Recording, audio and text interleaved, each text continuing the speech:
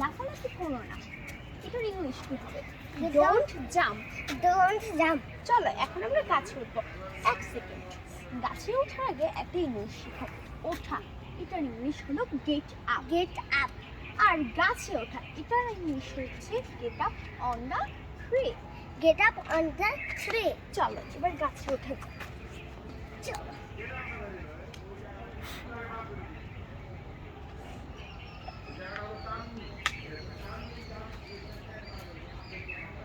তুমি তো দেখছি আমার উপরে উঠে গেছো।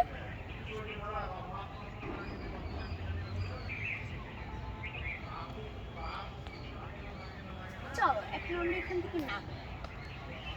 আচ্ছা এক সেকেন্ড, আমার আগে আরেকটা ইংলিশ শিখো। Get down. গেট ডাউন মানে না।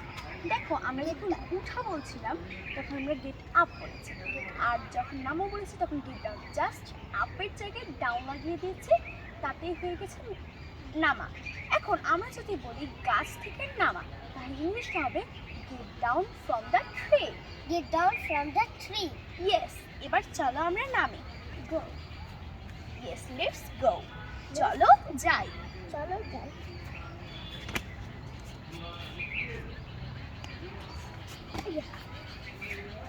ওয়াও, তুমি সাইকেলও চালাতে পারো? একবার সাইকেল চালিয়ে সবাইকে দেখিয়ে দাও তো।